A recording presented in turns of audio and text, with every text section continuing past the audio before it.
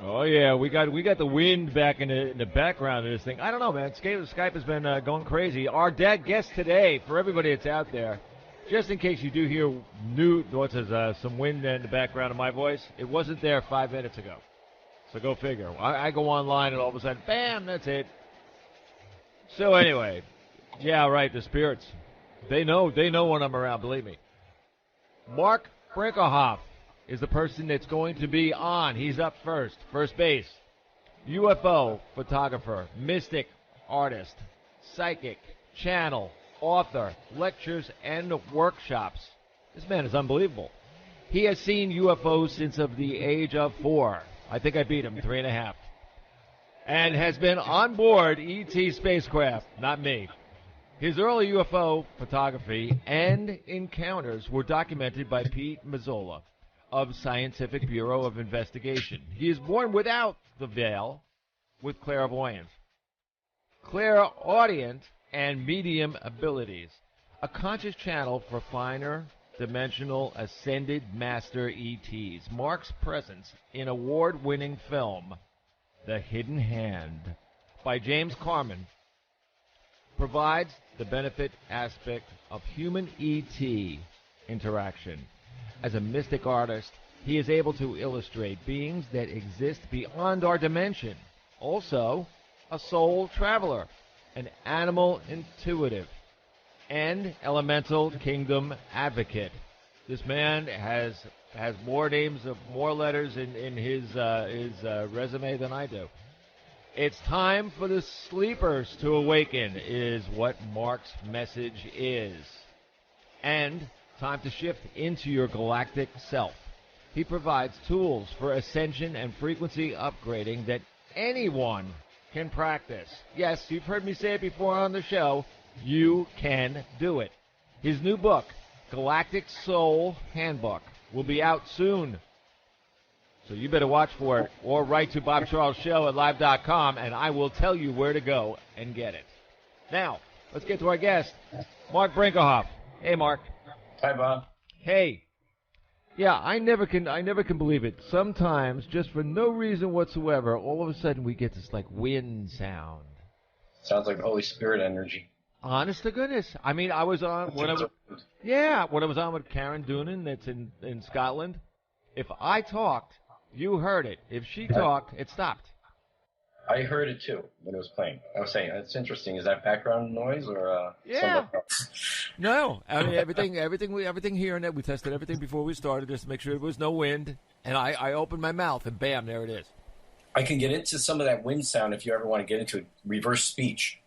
Ah, that's kind of cool. That stuff's good. In the background, when you're reversing the speech and listening for the positive words coming out through the super subconscious, actually, says forward speech words on backward tape.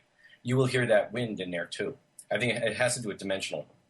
Yeah, you know what? Somebody else said that too, and that dimensional thing in that, because you're on the fringe. Yeah. Of the two dimensions. You're kind of sort of on the fence, and you don't know which side to fall on. You got an open spot there, like a portal, because of what you're doing. Okay, I'm definitely gonna. Hey, who knows? I mean, I had a dream the other night. And I'll give you one that's got to be kind of close to it. You ever have a dream that all 5 senses worked? Yes. And that is very strange. I mean, I've had them that a couple of the senses work, but this was the first time I had one that all 5. I could feel, I could see, I could hear, I could talk, I could interact with the characters. Yeah, I mean, literally, like in 3D. That's the lucid dream. Oh man, I'm telling you, that's out of body. I'd say that's an out of body soul travel. But there's a lot of people right now that are going through the same thing, and they're all wondering, gee, it never happened to me before, because you don't forget. Usually, you forget a dream. It's pretty easy to do that. This is because of the time we're in right now, where the energy is going in our solar system, our galaxy. Yeah, explain. Tell us a little bit about this. This is information I had for maybe close to 45 years, and I was allowed to bring it back out finally about 2008. But I started talking about it more since 2010 and 11 with some talks I've been doing. As a child, I knew our galaxy was moving in a different area, as all galaxies are moving in space. So I go through it a little more in the book that I'm writing, but in my talks and lectures, I give a more detail with a little presentation with pictures and stuff. But our galaxy, like other galaxies behind us and in front of us, are heading towards an area that the people in space call the Great Central Sun. It is not the center of our galaxy. It's a different Great Central Sun, they call it. But the Earth has discovered this power energy and in the last few years, and they're calling it the Great Attractor. And that's just a force. They can see that the galaxies are heading towards an area in space, but they can't see where it's going. But when I've been in space and out of body out there dimensionally with them, I've seen where it is. It's a massive light. But when the galaxies go into it, they go through another dimensional space. What's happened to our galaxy and you know how they rotate, the galaxies rotate. Right, they just go around each other. Our solar system, is on one of the second arms of the galaxy, of this galaxy, and it's going through an area of space that when I was a child on the spaceship they took me out there to see it, we call it the blue energy field, because it looks blue, purpley gray and bluish tinged. But I researched it a little more a couple of years ago, and the scientists, the astronomers, they saw it with the Hubble, and they're calling it the interstellar energy cloud. And I find it fascinating because they finally discovered it around 2010 or so. But I've been talking about it forever. The thing is once our solar system and our galaxy touches this area in space, which is massive, the frequencies shift. The frequencies are changing. And this is what they have told me since I was a child. They said, in the future, the energies will change and people's energies will shift and become higher frequencied. And that's the best way to explain it. So the aura will change in a higher dimensional space of frequency. And this is what causes the people to have, many people who to start opening up, have maybe a Kundalini experience, start seeing nature spirits, start seeing auras around people. And lucid dreaming is part of it. And we talk about all that, but it's because of that, where the solar system is going, the energy will shift and change the galaxy into the whole frequency of light. So this is where it comes into people saying, oh, we're changing into another dimensional space. In a sense, yes, but not totally, because we're physical Earth right now. We are still, as they call it in space, the cosmic boot camp. The Earth is where you learn for soul all the training you need and testing of yourself. So when people cry out and say, why did God do this to me? It's not God.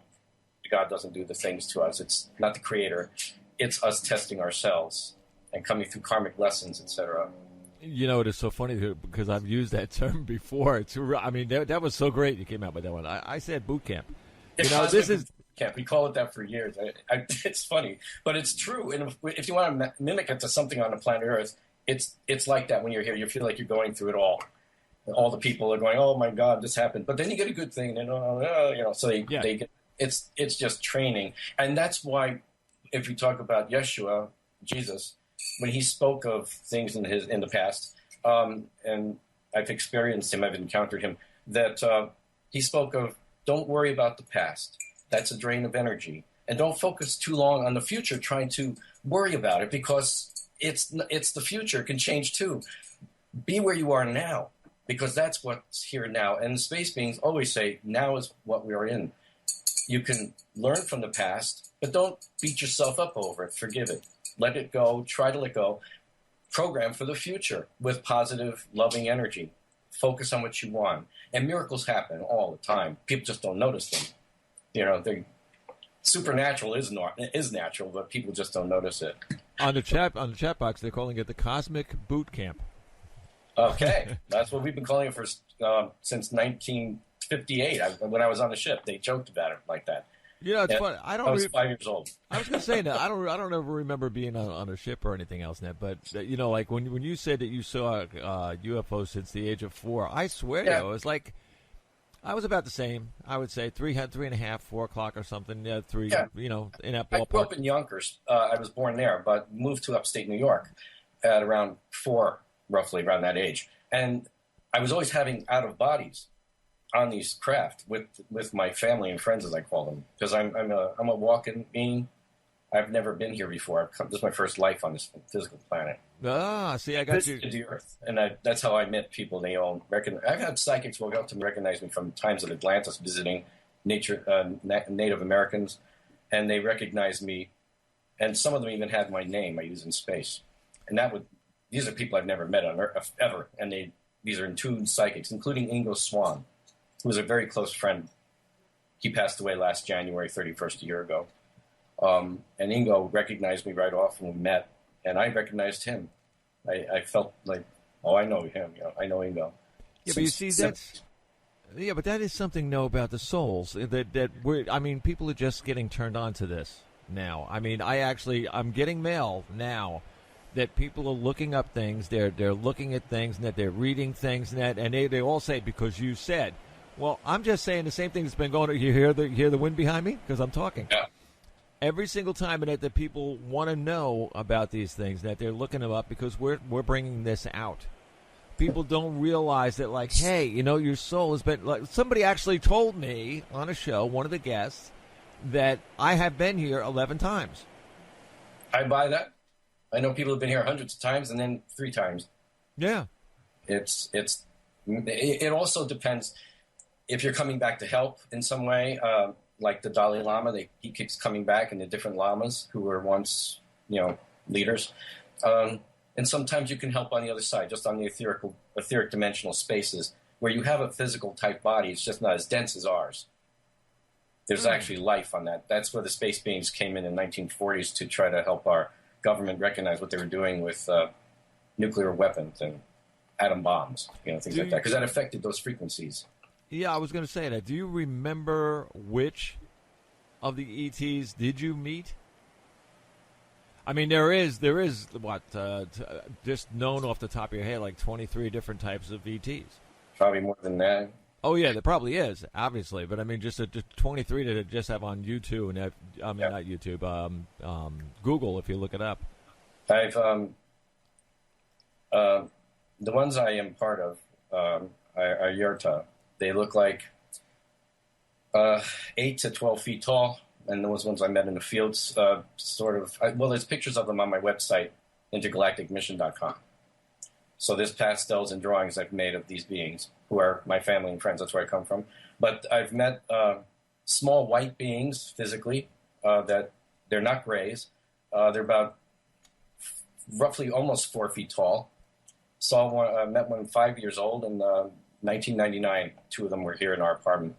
They are called the Ilalu, and they're very sweet, high-frequency, beautiful beings. Eyes similar to ours, except very large, with the irises and pupils like ours. No ears, because they're totally telepathic, but they can speak. And their skin looks white, very white. But they're so sweet and beautiful, they come to help heal and work with people too. But I think people would see them, they think it's a gray, and they're not. I've met on the other side the lizard-like being, but very humanoid. Picture him on my site. And the beings that we know, or I know, or I'm part of, are my friends and family, I call them. They look like, you'd have to say ascended master beings. They are androgynous looking, very beautiful. They have golden bronze skin tones, different color eyes like we do. They can manifest color hair any way they want. And they are perfected looking beings. And they come through in a body form they create. They come from a 12th dimension and higher, actually 22nd. But they are light beings who come through and create a form. So these are the ones I met in the fields, my friends. And I've taken people out of body back in 1978 who had experiences on the spaceships with me. I took them to the ship with my friends, and they all met me. I'm not in this form. This is not me. There's a picture of me on my website, the way I sketched it, called Cerealis. But they all experienced out of body with us out on the soul travel. They remembered being taken there, and all 6 people recalled where they were and what happened. And they jokingly said, one of them says, well, where were you? I was looking for you. And I said, well, I was on your left side talking to you. He said, oh, she goes, no, those were 3 aliens over there. I said, well, no, that was me and my friends. So if you look on the website, you'll see the pictures of us on the website, my friends and I. And when you were interacting with these people, I mean, what do they ever come forth with their plan? These people, or the ones I come from, they are all about what's happening for the spiritual perspective of the planet and the people here. They're here to help in that way for spiritual development. There are others that are here, and people on your radio shows, I'm sure have heard, Ashtar Command. Yes. Okay, I've met Ashtar. He's an actual human being. He's not a human. I'm sorry. He's an actual Adamic being. And there's a spirit. I pasteled him so you can see a picture of him on the site, too, under Extraterrestrials. He is a wonderful being, and he runs the fleets that are around our planet right now. So most of the spaceships people see out there when they're looking and skywatching as a fleet going by is usually Ashtar's fleets. And they monitor everything going on. I take people to we could take people to their ships too, and there's 2 teaching ships around the planet Earth and 1 extra one that we utilize in extra times. So we have one over the United States area, and they have one over the European area. And they're huge. They were like 2,500 miles long, roughly. Almost as big as the United States going that way. Let me just pick on you for a second. What about this moon thing? What about the moon thing? You know, these I saw it. A lot of people didn't. I was sending some of the YouTube around. Somebody actually got in and hacked into NASA when they were looking at the moon, and they had said NASA actually had said that they saw something coming, you know, in between or past the sun, coming toward where the moon was and everything. That's as far as they went. Then they turn around and they say, well, you know, there was nothing there. So everybody turns around while they're saying this. Everybody that's in NASA turns around, not only saying that there was nothing there, but they were saying there was nothing in the picture. So it could have been a 5-year-old kid, hacked into their pictures and got a picture of 3 ships, approximate size 22 miles long. You've got to be kidding. That's a giant mothership. That's what it is. The Arcvanas that we live on in space, we don't use planets. I'm talking from the crew as well for you. They are bigger than planets. And when I was a child and my father asked me, well, where do you come from? I said, well, he said, you come from another planet. Because my father was open to me. Before my parents died, they both acknowledged, you know, you're not from here. Thanks for visiting, coming to us to help us. Because I just took my parents out. My father says, where do you come from? I said, well, it's not a planet. We don't use them. We live on a ship. But he says, well, what does it look like? I said, well, we call it home. I didn't have a name at 4.5 years old. There's no name. But the name is an Arcvana. These are Arcvanas. Giant craft, bigger than planets, bigger than Jupiter. And in my lectures, I have images of the Arcvana, the way they look, and compared next to Jupiter and planet Earth. You'll see how big it is. And they represent many of the planets in different systems in our galaxy. There's actual dome effects with it. And Earth might be one of those domes. And you can go and experience anything in these places. If you've never lived on the planet Earth, you can go to these Arcvanas and visit the Earth there and get a feeling of what it is on our planet here, now. It's 3-dimensional. It's real. There's real water. There's oceans. And people recently who come to the talks, I tell them what to say, these words. We have words to call out to. And Adonai Vasu Baragas, and Vasu is friends, hello, and it's also goodbye, like you send a letter, Vasu, Vasu, Bob, and I'll say, Vasu, have a good day, Mark, something like that.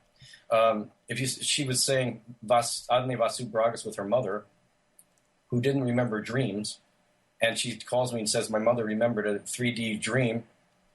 I said, well, it's lucid, it's not a 3D, it's probably out of body. After saying Adonai Vasu Baragas, she went out and was met by tall beings, 10 to 12 feet tall, taken to a beautiful place, like a paradise, with ocean, sand, and water. And I said, it's the ocean water on their craft. You walk into the water, you feel like water is around you. It's living water, it's alive, it's conscious. When you get out of the water, if you went underwater and came up, you'd be dry. If you walked out of the water up a beach or on a pool, the water will fall off and just pool up and go back to the water or to the ocean, because it's conscious, and you will be totally dry. You can breathe under the water. There's no breathing the way we have it here. I hope you don't take the soap into the ocean. You don't need it's all thought. It's amazing. Yeah. These well, you've probably seen the movie E.T. Really, I was wait a minute, just before you go any further with this, Annette, what you're describing now, just bear with me here for a second. Okay. We're talking about these things that look like planets that are out there.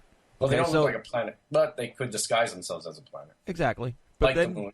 But then they also had the Star Wars that also had a similar mothership that was round, that looked like a planet. So, of course, if us dummies, saw something that was 300 light years away or something, it would look like a planet, but it may not be. And the same thing in that when you were talking about the ships and things, Galactica is not too far out of there either. So somebody somewhere that knew a little bit as you do got the message and said, "Hey, listen, I'm going to put this I'm going to hide this in plain sight." Oh yeah, Mars, Phobos, and Deimos are fake. Those moons. Really? They're asteroids from another area. They take and they create them and they fix the insides up for them as a base, and I've brought them in. Our moon is also a base. It's hollow on the inside. I've known this since I was a child because I visited there when I was 5 years old. When I saw Ingo Swann in the 90s and we talked about experiences, Ingo said he worked with the government, and he went through remote viewing. He went out of body to see the moon. And when I described to him what I saw and the beings I saw there, he said, "You're the only person on the planet Earth that's seen what I've seen." And from that moment, we were like melded. It was like we were good friends. So the thing is what's out there, the moon is hollow. I can tell you what I've learned from space. The moon is the, let's say, extinct core of an ancient planet that once existed a long time ago, the interior parts. Mm-hmm. They brought it in when this planet this solar system needed balancing. Because to get life formed in certain planet systems, you have to have certain planets a certain distance from the solar area of the sun or a double star system. So they bring these forms of bases in to balance the solar system. The pyramids were similar. The pyramids are on the different planets to balance the planets from tilting so suddenly. Our pyramids aren't activated 100%, or the Earth wouldn't be tilting all the time. So Mars will have pyramids, other planets too. And I've seen them on Mars. We're out of body out there with them. So this is what this is about. The moon was brought in around the Earth to balance it, so it would have the tides and things to help with life here on the planet. Meanwhile, used as a base, and some of those beings might have been the ones that visited Earth too a long time ago, 100,000 years ago or more. There's 250 million years ago. There are aliens here that are 30 foot tall. You'll see footprints of them left in sand somewhere, like the African footprint called the footprint of God. These are giant beings, 30 foot tall. They're from out in our deep big galaxy here. So they were working and visiting here. And remember, the Earth has flipped 3 times before. Civilizations out here are gone. And we had advanced civilizations. And the Earth was used as a space base at times, too, because our Earth in space is known as a planet that has all the resources needed. It's a resource source planet. So you will see a lot of UFOs come to a reservoir and take some water up or out of a lake. But they always replace something, even though it looks like they took the water or the minerals. So they don't need to dig in to get minerals. They have rays and beams they use to channel and get their energy and get the minerals they need for their sources. And so a lot of the grays originally came for some of the resources because they're physical beings. I don't know how far to go into this, but the moon is hollow. There's a base. There's beings in there. They have invited us the first time. We haven't been invited back. That's why we're not there yet again. Yeah, there was something that somebody, one of the astronauts, either saw or heard something on the moon, and they're not talking about it. Oh yeah, just that little. Too. Just that little bit leaked out. I mean, they're afraid to open their mouths. Why don't they turn around and say what? This is what drives me so nuts, and that's why I like to get people like you on, to tell your side of the story, because it's not out there. It's not on the news nowhere. Oh yeah. People don't realize that, hey, this is a live planet in a live part of space. Very live. There's only because of the dimension changes. That's why we can't see the UFOs. That's right. Well, they're all interdimensional, most of them working here, especially Ashtar's crews. They work from 4th dimension, 5th, and 6th, and up to the 7th with the master teachers like Yeshua and these other beings that are out there. You've heard of the masters, I'm sure, right? Yeah. Mm-hmm. All right. I've met Kuthumi in 1976 in Katona, New York.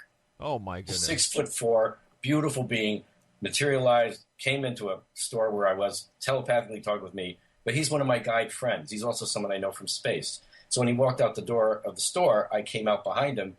He turns left, and I get out, and there's nobody on the block. But people that were with me saw him but didn't see the man I saw. They saw what he wanted them to see as a reflection, a regular guy. I saw a guy with long hair, intense eyes that were huge. When I looked into his eyes, I could see stars within them and stars within the pupils, reflects of gold in his iris. They were beautiful brown eyes. And he had a tan skin with flawless skin. He looked like he was 22 or that didn't matter anymore. Perfect clothing, everything we wore was perfect. Dark, dark hair and a beard. That was just to give me the clue of who it was, who Kuthumi was, when I'd see him on the Earth. In space, he doesn't look like that. In space, he's a different looking being, similar to the ones of the androgynous beings. Oh, so okay. But So these beings exist. Drop Cool, all those teachers exist out there, but they work around the planet here to help the souls here. So they come and down. That's why we're here, basically, to help. So and I used to talk, I'm sorry, Bob, I used to talk back in the 70s, 76, 77, 78, around there, and up until 86 and 87, 1986, 87, I was doing TV and talk and radio just to get the information out. I was talking the same way I talk now. Even in school in 10th and 9th grade, I was talking like this. In 4th grade, I was talking. No one understood. But now I went back underground, sort of. I was told to go back, pull back, because people were into the grays. They wanted to know about abductions. They wanted to know all about, probes and everything. And even when at my talks, they would ask me about the grays. I said, it's about spiritual stuff I'm talking, but they wanted to know about that. So the crew told me, the crew is this upstage crew I call them, pulled me back, and they said, just go down, just do whatever. Don't, do your thing, but be quiet. We're not going to put you out there anymore for a while. We'll let you know when it's time to go back. 2008, they gave us a sign with UFOs in the sky right outside our building here, forming triangles and doing their thing, and then going up and down, and then they dematerialized when we're done. That was our sign to, it's okay now, try again. Now they'll hear you better. So basically everything I'm speaking about now, Cosmic Boot Camp, anything, is from those times and in before. But now young people are now here. They weren't born back in the 70s. Now they're open. They're listening. And even the people I meet who are in their 60s and 70s and 80s are now excited. And there are a lot of people coming to the talks are over 50 and having experiences and actually seeing interior of the spaceship with the meditation we give and the teachers around them and their own higher self. And that's part of my thing here to help people connect to their higher self or oversoul and become one with them and gain that knowledge, because your oversoul knows everything that it needs to know, the God self, basically. We're blinded a little bit down here because we're going through trials. But if you connect out of body, through a lucid dream even, out of body to your oversoul or higher self, you can get instant knowledge of what you were here to do and how you came. And if you don't remember it all, and it's just pieces of it at night, when you wake up in the morning, write it down. There's always clues. But now's the time. Now the energy shifted. You're going to see a lot of people who had no experiences before or didn't believe in anything suddenly have experiences and go, what the heck was that? An aura? What the heck was that energy I just saw? Why am I intuitive? I heard my cat talk to me. This is real stuff. Real. Nice. And, the animals speak in their thought pictures, but you also get the feeling from them. I have from the chat box, as a matter of fact, Susan Sacco is on the chat box. Hi, Susan. Yeah, see, she's on there, and she says, let me see now if I can get back here. She's a good girl. Yeah, she said, well, first of all, she says that you were ahead of your time anyway, which in my shows, Net, if you listen to any of my other shows, Net, one of the things that I say on the show is, it's time. It is. Yep. No two ways about it. Time's now. This is all the time there is right now at this moment. Yeah, they want to know about Astron. Oh, yes. Okay. So thanks, Susan. Why, is that something that she's talked about before? No, she's been to my talks. She knows who Astron is. And Astron's one of our, well, let's say, like my big brother in the crew. You can imagine that, like almost a dad energy, but he's still one with all of us. There's a picture of Astron on the website, intergalacticmission.com. You'll find it there under Extraterrestrials. Astron is part of the crew with me. There's 12 of us that came here back in, millions and millions of years ago. But 1977, I was friends with people up in Yorktown Heights. I lived up near Mahopac, New York. And this was a UFO group, a little group like that. And I was on my way to visit them for a meeting we were having. And in my car, I'm driving in a dark, dark highway roads and back roads with fields. And the headlights go on and off 3 times while the car is rolling, driving. And I knew that was Astron or the crew trying to get in touch with us. So I pulled over and I looked up and I said, yes, what is it? Then they telepathically said, go back in the car. So I go back in the car, and then a voice appears behind me. And you look in the mirror, the voice was so strong. And he says, hello, remember me? And I said, oh, yeah, from the ship. And then he says, we're going to try something in the near close future. I want you to go to your friends tonight and write down my name and ask them to write it down. And that's all I can give you. So I said, okay. So he says, tell them to spell it like this, Astron. And he said, tell them, please write it down, and this will be a sign for you, So I said, okay. So that was it. He says, see you tonight, see you out of body, and see you on the ships and all that stuff. Then he goes, and I pull out, and I go to the place where I'm supposed to go.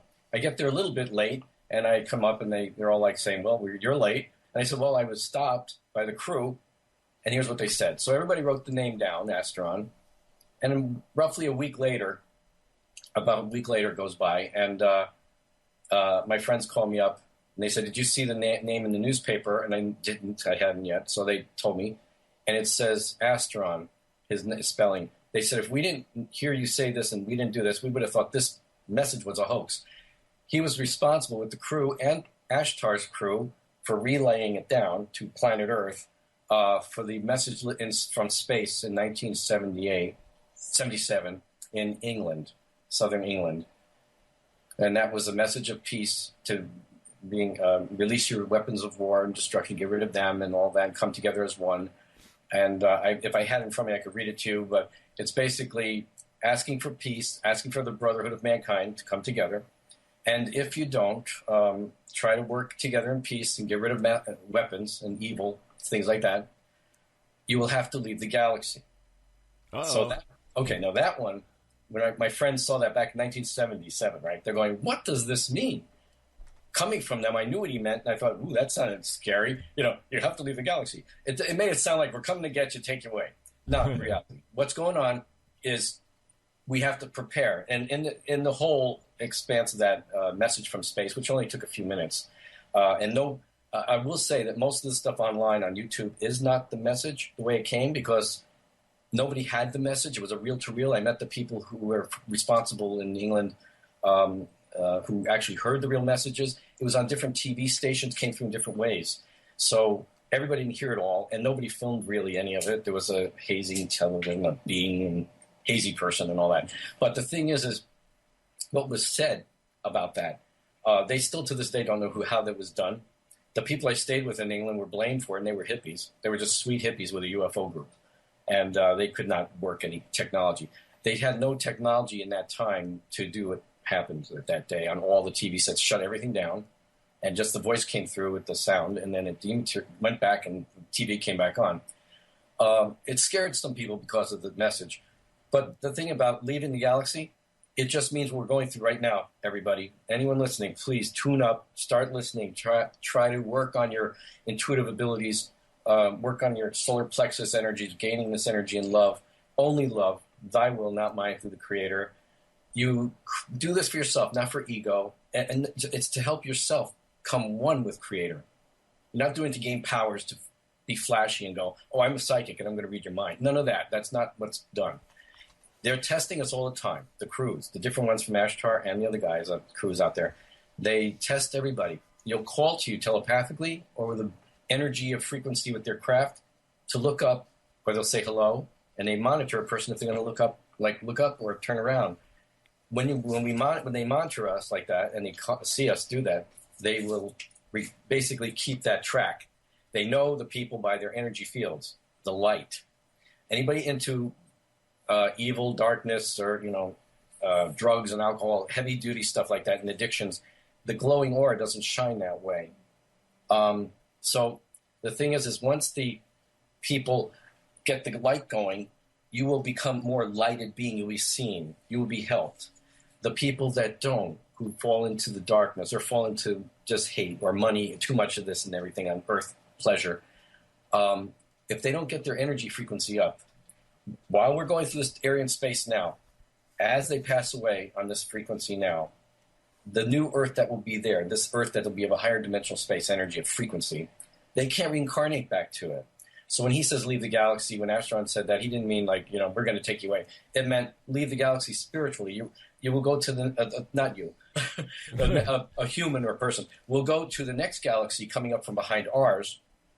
It will go back, basically coming through the dimensions that the energy fields we're going through in space now. And it will give them a second chance. It'll give them another chance on a planet similar to Earth. It won't be Earth, but it'll be similar.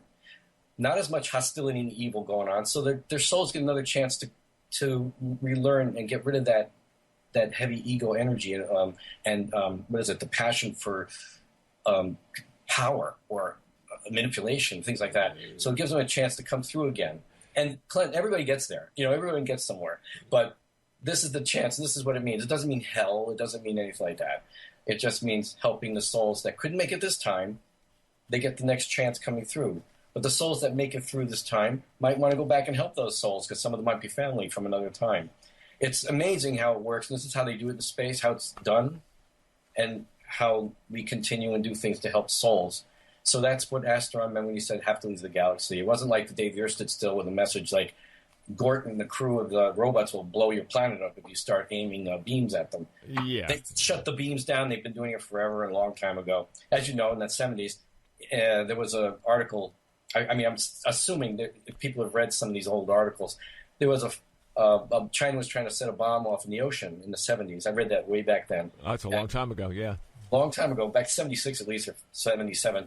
And a spaceship came out from the sky, comes down, hovers, shoots a little beam, and the bomb, they can't push the buttons on the boat where they were. And it kept going back up to the clouds. Every time they tried to reset it and do it, the spaceship shut it off. It took about 3 times when they finally said, okay, they're telling us something, and they stopped. And they stopped. So again, the craft and the crew, the beings that are out there, Ashtar's friends, and there's Alcron, another captain out there. They can't do it for us. That's the message here. People, why don't they come in to save us? Well, that's not what it's about. We create the mess here. We have to fix it. They can guide us. Unfortunately, many of the governments of our planet or the leaders of our planet are looking to ask them for their guidance. Some want technology. They want this in exchange for that. The beings we're talking about of these higher dimensional space and these beautiful beings are here to help the souls. So their whole message is, okay, all these distractions around your planet, all this political stuff, to wars, sad, pray for everyone, pray for your leaders, and send them light. But we can't change it. We are not part of it right now, right? We can't really get there and say, stop this war, something's going to stop. What we can change is us and our energy and our frequency. And since we only have now, since tomorrow we might get up and be walking somewhere and something happens to us, we only have now to work on our frequency and on our energy fields.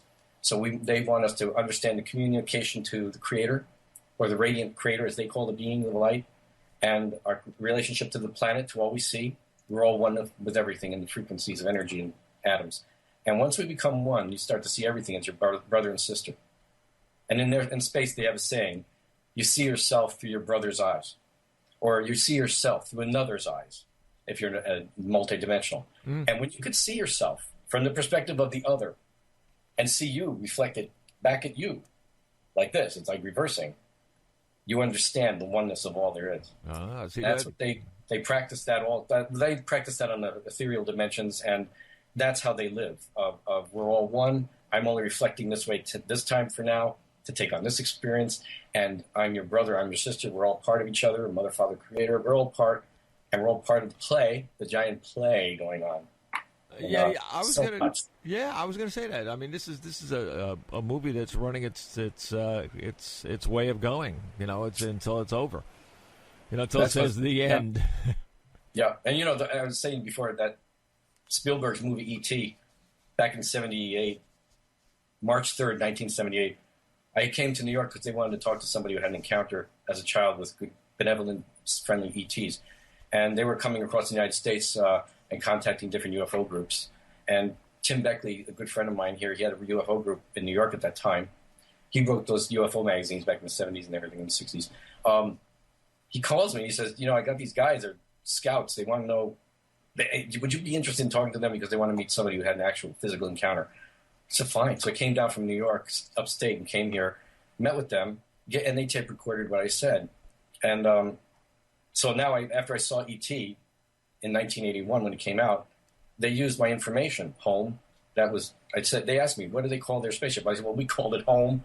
It was our home. We lived on it. And what do they come here to do? I said, well, some of them came for botanist reasons. They might help with planting if they're helping with the planets. And so E.T. became a botanist. I found that and saw that. And when I was about a little kid, too, and I had a golden retriever. He'd go out in the field with me at the time. And the dog in the movie was a golden retriever mix. So I found it funny. And I told him how they talk telepathically, how they feel in the heart chakra, and how they can send healing. And telepathically, the connection is made so they know where I am at all times, one of those things. I have a mild implant that happened back here, but that was a gentle implant. It doesn't affect anything except it showed up on my head as an indentation, like they told me. It might show up as a bump or an indent. I used to have a smooth head, and that happened at the age of 19. So with E.T., when that happened, I was like, wow, they used the info from the movie and from what I was talking about. So I guess I was a silent inspiration for them, a silent, you know. Yeah, but that's a good. Yeah, no, that's a good thing though. You have to. I mean, you know, there's right. Help people do it. One of the things that another thing in that I've always said is people should open up themselves and to possibilities. Yes. Possibilities to most people are anything that they don't believe in now. I'm not saying they're not going to believe it later, but they don't believe it now. Right. So always be open. Right. Yeah, exactly. So I always tell people, listen to the show because we have so many people on here and they're right across the whole gamut of things. And we're all going in one direction to wake up the planet, collective consciousness, and to stop negative things that are going on the planet. Now, what you had said before about them sending people down to help the planet. What about all these idiots that are chopping down the trees or ruining coral reefs and all this other kind of stuff? Come on. That's what makes us breathe.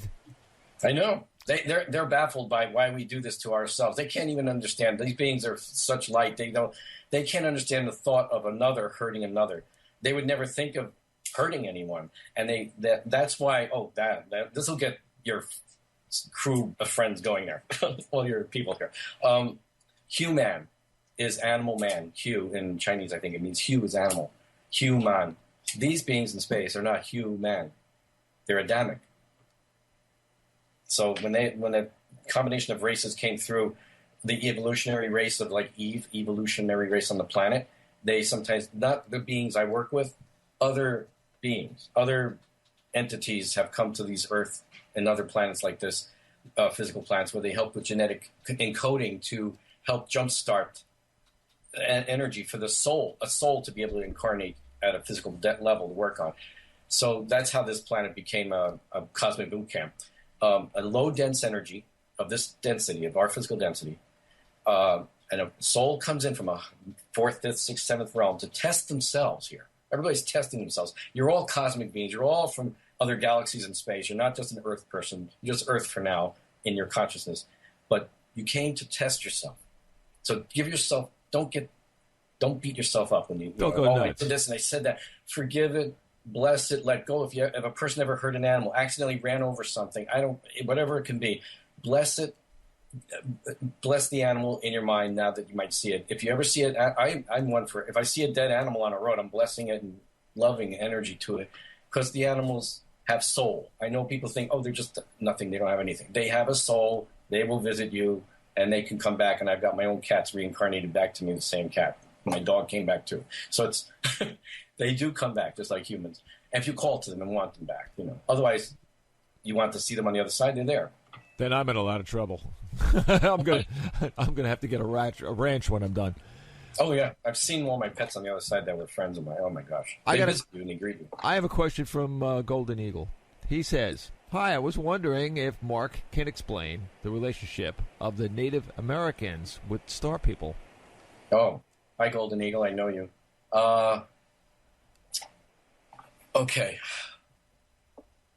As a star person, when I came to visit the Hopi. I came to visit with friends back 3,000 years ago, the Algonquin tribes here. And we came to bring training for healing and also training for seeds. They brought different planetary seeds over so they can help. This was during a time also earlier than that when seeds were lost in some other cataclysms that were here. So the Hopi traditions is true. And we were called the name they called me and my friends was Shining Eagle.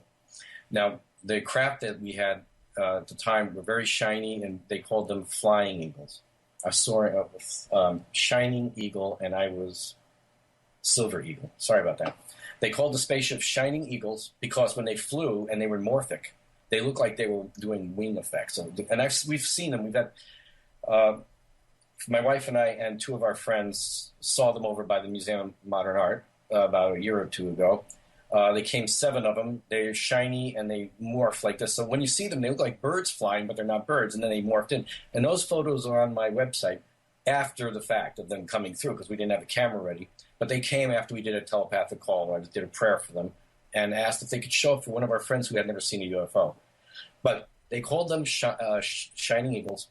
And because we were wearing iridescent silvery outfits, they called us Silver Eagles, the Silver Eagles. But they thought at that time that we were their ancestors because we had a high cheekbone. We have a resemblance to a native with our skin tones and our longer hair at the time. So we always allow the people to accept what they accept.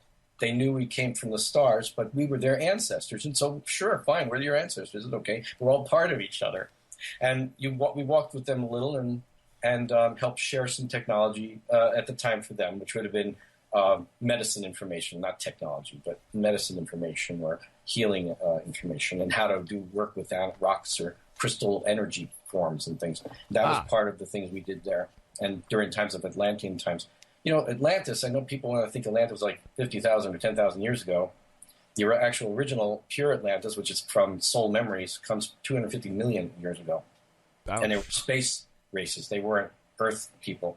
They were colonies coming to the Earth at that time. Of course, it's flipped over since then, and those are all gone. But some of the rock structures still exist because they were working with what was on the Earth. They believed to work with natural, at the time, anything natural they will use, from wood to stone and everything, anything like that. Again, those big footprints in the sand 250 million years ago, over 4 feet long of human footprint. They walk beaches. Yeah, really.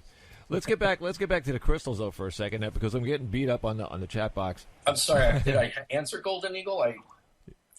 Golden Eagle, silver. Golden Eagle, yeah, silver. That's what they called us, the crews. They called us the Silver Eagles. And I met a native named Silver Eagle, and we laughed and talked about it. And back in the mid '70s, a couple of people out west, my friend went there to visit a powwow at the time. She's Apache, half Apache. She told some of the elders about what I had said back in 1970s, and then she comes home and tells me they want you to come out and meet them. They said what I told Rosie, my friend, was information white people don't know. Only the elders would know, and they wanted me to come out there because they said he's this person, your friend, is not from Earth, and he's a star person. So I was like, whoa! But I couldn't go back at that time. I couldn't go out there and meet them. And that was I met Thomas Binyaka and some of those elders at the time back in the '80s. Nice guys. But I don't know if I answered Golden Eagle's message. The technology was not technology; it was healing and herbs and crystal stones and healing with that focus, with oneness. Well, talking about crystals. The questions that's coming all over the chat box is, Bob, ask him about the crystal skulls. Well, as you probably know, I mean, I have one sitting here looking at me in my pocket, and I believe in them very much, and that because I believe they are portals. Oh, they're more than that. Once they're carved into the shape of a skull, even a modern day one, creates a frequency that's become resonant with you or the humans, or the vibration of soul on the human form. As you know, the heart resonates with the earth's vibration. Right. Okay, so we got this skull shape. Now, the Anna Hedges skull, I was friends with Anna, my wife and I, we were friends with her. We met her in 1982 on February 14th. And we stayed overnight up there, and we stayed with her in a hotel, of course, but we stayed with her all day. And I had an out-of-body with her a week before we left. And this story is so bizarre, people. If I start telling you, it's going to freak you out, because it starts with a woman calling me on a phone. I didn't have an answering machine at the time. And I was not listed anywhere in New York, any place. I was unlisted. My wife's name was on the phone. She calls up, says, "Are you Marc Brinkerhoff?" I said, "Yes." "Who's this?" She says, "My name is," let's just make up a name, Karen or something. And she says, "My guide, Akhenaten, told me to call you." And now I'm going, okay. You know, you're like... Yeah, really. It's like, yeah, okay, good. But Akhenaten was a space, kind of a space hybrid, basically. Mm-hmm. So I thought, okay, that's possible. Sure, I'll just go along with this because I don't know what's going on. She says, "Well, you see, I'm blind from diabetes, and I could see my guide clearly, but other things I can't see too well. But Akhenaten said that you could help me get to see the crystal skull in Canada and maybe get healing through it to my eyes." And I said, "Why does Akhenaten..." Now, I've always had a connection with the crystal skull as a kid, with love and all that, but that's nothing I told her. So I thought, why does he think this? And she says, "Well, he told me you helped create it." And of course that went, whoa, stop there. But I had to go out of body that night. After we talked, I said, "Okay, let me get back to you about this ride we're going to take to Canada, 12 hours or more." And yeah, let me check this out, right? Yeah, so I went out of body. Now, see, this is, even though I'm a walk in here or come in with certain things, they allow me to experience some nice things, and I don't always have all this knowledge flowing through me. They want me to experience some fun. So I thought, I went out there and I said, "Okay, what is this? Why is Akhenaten saying this?" Now, I've always had a connection to Crystal Skull, and they went, "Yeah, you know why?" And I said, "Well, he said I helped create it." That's baloney, right? Isn't it? That's too much ego. No. They said, "No, actually, because I'm an artist, I came up with the art. I'm self-taught." They said, "It's true." The seven of us, of different beings, worked on it in space. How did we get it? And as they said it, all of a sudden I had the whole opening pop me open of the visual. I was like, oh my God. I was holding that back and closing it off because it was too good to be true. I didn't want to know about it. But I've always had that love for that skull. And here's what it was. We went to the Earth in an area that we call now the Bermuda Triangle. Back in those days, it wasn't the Bermuda Triangle. It was land. And they went down under an area that had some water and went down with a beam you pull out, teleported out, a chunk of crystal that was huge. They took it to the ethereal levels, on the next few levels up, and there we worked on it, and we carved it into a female skull. And I always knew it was a female as a kid. A female's skull perfected to represent all humanoid life. Every humanoid being, no matter what dimension you're on, recognizes a skull as a humanoid being, or a human. Doesn't matter. High cheekbones, doesn't matter. That skull exists. On high dimensions, you have higher frequencies. You have a bone structure like we do, but it's not bone. It's not like we have here, but there is a structure you have and create. When you come to the physical levels, some of the lower, higher etheric, mid-level etherics, you have structures like we do. Some of the organs are different. They don't have to eat the same way, things like that. But we created a female skull in a perfected form, nice form, exact weight of a human skull, let's say, and dimensions of a normal human skull. And I carved in the zygotal bone here, using the eye socket, part of the eye sockets. So when I first met the skull and was with her again, she said, "You're the first to come back to me," and I put my head to her, and I was like, oh my gosh, and she was showing me all this stuff. But I had to touch the zygotal bone, and I was always drawn to that. Now, the other beings worked on the other parts of the skull, and then as we worked on it, we infused it with all incredible light, dimensional spaces, has information. It's a telloid. We call them telloids, as well as the standing stones. We call those a telloid because if you touch the telloid stone, put your head to it, it's programmed with information in the silica of the stone. The silica of the stone is like in England and even upstate New York. We have the chambers. The space people, the beings, know where those chambers are and those circles that the Native Americans made, those big circles. Mm-hmm. So those are very sacred. I'm jumping around. I'm trying to give as much information and people hear it. So the skull, we only got a couple of minutes. So okay, the skull is programmed with information. So if you ever get a chance to even see or touch her, great. If you don't, you have a photograph of her. We have photographs. We might put one up online sometime. It's an actual photo taken that day in 1982.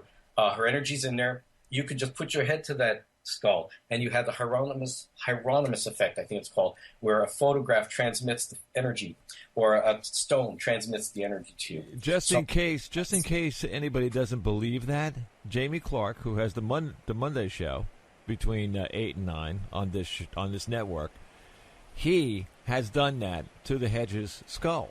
Yes. Touched the head to head, and then seen pictures. Yes. And everything. Space in galaxies, you'll see a lot. And you'll see the Earth. You'll see history of the Earth go by, too.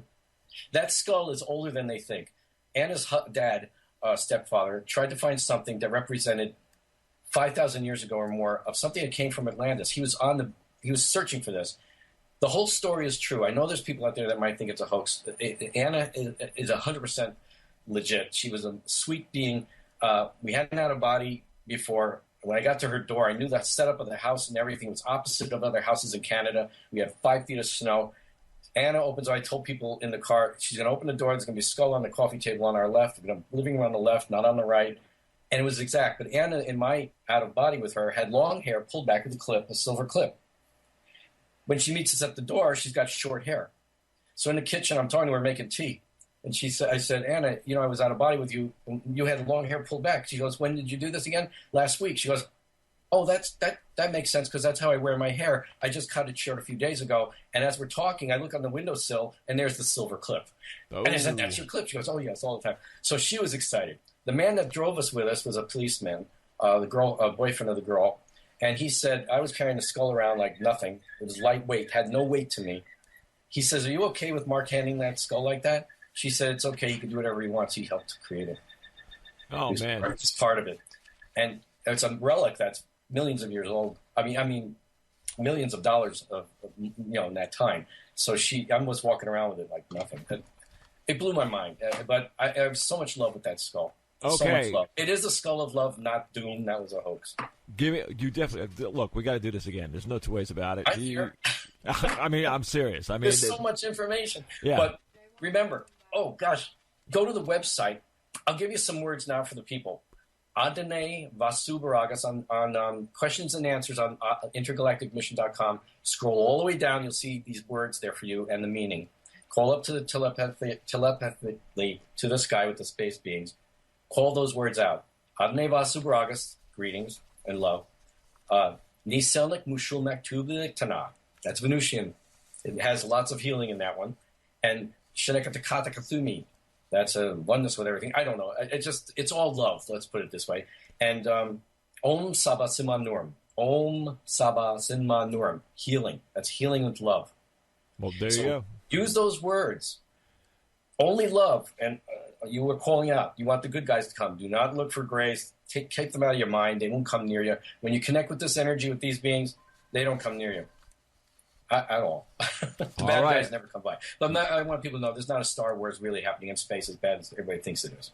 You are definitely going to be back. No two ways about it. The chat box. I mean, I'm getting messages. They're going faster than we can see this thing moving. Okay, from let's answer one more. I can't. We're over.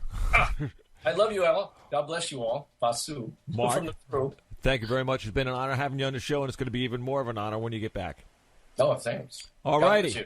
Have a great day. Okay, now I want to remind everybody, this is WWW Kinetic Hi-Fi, and we are going to take a little blackout here for a couple seconds while we get our next guest.